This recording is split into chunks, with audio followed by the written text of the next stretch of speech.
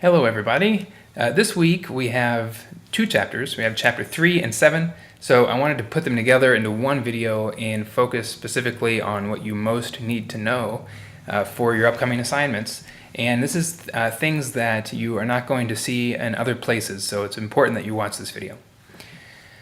Chapter 3 is on ethics. Chapter 7 is on gathering and using supporting material.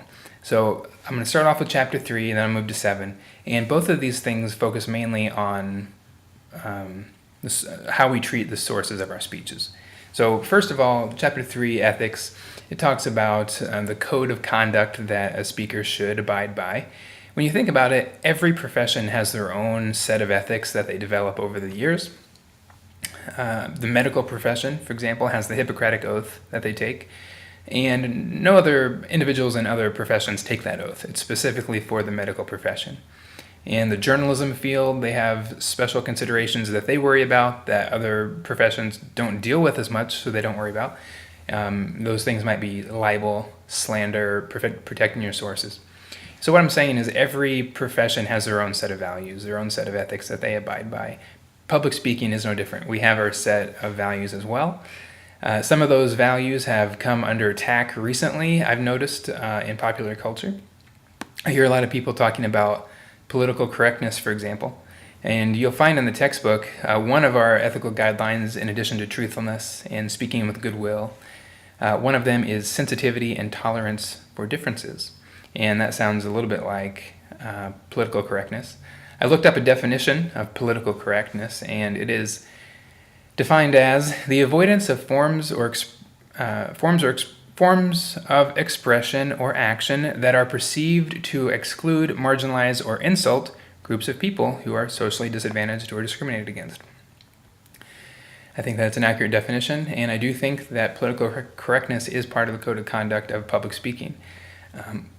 Political correctness, for example, is why it is unacceptable and unthinkable to make fun of an individual with disabilities, for example. We need political correctness. It is part of civil discourse. So it's important to read the text, get a more detailed explanation for what's going on there, and it'll also expand on our set of values. But what I want to focus on in relation to your upcoming speech is oral source citations.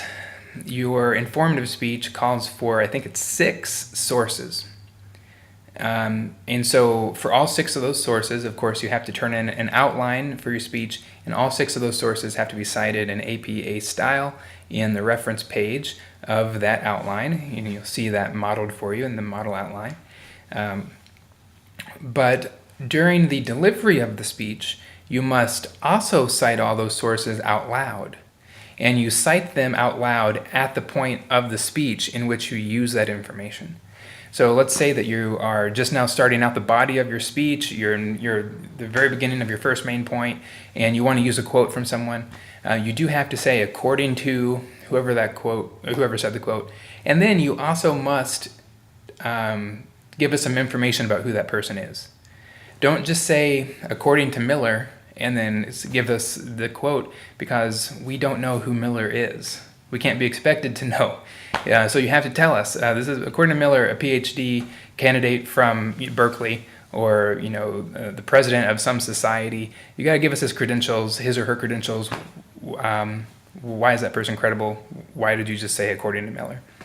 So be sure to cite every single source you use. That's at least 6 sources in detail. The rule of thumb is to give us enough detail so that any listener could go and find that information for themselves just based on what you said. So if you say according to Miller and then just give me a quote, I can't Google Miller and be expected to find the person. I need some more information. So keep that in mind. This is related to ethics because as you guys know from other classes, probably failing to cite a source is a form of plagiarism. It doesn't matter whether it's unintentional plagiarism or not. Plagiarism is still plagiarism, and it's important. If you're going to use someone else's work, someone else's intellectual property, it is necessary and right to give that person credit for the information that they have provided, for the work that they have done. People on TV don't do this very often. Everyone wants to be thought of as an expert in their own right. We're not trained to give other people credit for the work that they do, because we're trying to like seek the spotlight for ourselves. But in a formal speech, what ought to happen is every source should be cited. Okay. I'm going to jump over to Chapter 7 and continue on the same vein, because it's gathering and using supporting material, Chapter 7. And so the book talks about types of supporting material you're going to have. What do we mean by supporting material? Basically, supporting material is the subpoints for your speech. You have 3 main points, and then under each one of those points you have more details that you're going to be saying. And those are the subpoints, and that's filled with supporting material. Supporting material might be a definition, a quote, a statistic, an opinion, an explanation, a story, all kinds of things that you may choose to include. Just basically random details, pieces of information. But the question is, where are you going to get that information? What are the sources of supporting material that you can use? The assignment sheet says you have to have 6 sources, and it says only one of them may be an internet source. Only one of them may be a site that you found through Google. And even that source has to be credible.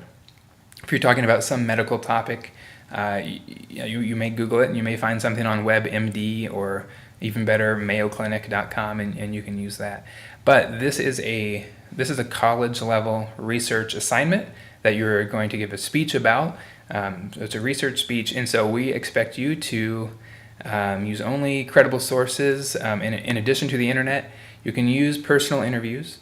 You can use books, actual books, newspapers, government websites, and academic databases. So this is an assignment where you are going to have to take the gloves off and do some real research here beyond what you're used to. I know that the internet is a good tool for research, and you can use it. But in this assignment, what is required is to demonstrate competency and knowledge of using databases and other credible sources. You can run a database search for literally any topic you can think of and get a million hits, just like you do with Google, except if you use a database, your information is going to be peer-reviewed and scholarly. So anyway, there's more instruction on how to use databases, both in the text and elsewhere on the library website. I look forward to working with you individually through email, discussion boards, to help you find these credible sources. But ultimately, that's the thing that you need to know is don't just fill your speech with a lot of websites that you found through a quick Google search. But do some college level research using the tools at your disposal as a student of this fine institution. The databases you have access to as a student are expensive to subscribe to. You will not have access to them after you are no longer a student, and so might as well avail yourself of them while you're here. In conclusion, we've talked about ethics. We talked about an important ethical consideration of citing your sources in detail. This is something I'll use to grade your speeches. And we've also talked about the importance of finding good, credible sources that are accountable in the organization that they come from has a reputation and is peer-reviewed, objective, and accurate in their information. So mostly we're going to find this from newspapers, databases, government documents, books, personal interviews, and a couple of websites. And that brought us down to Chapter 7, supporting material. I look forward to hearing your speeches, and like I said, I look forward to interacting with you in greater detail through email in the days and weeks to come. Thank you very much.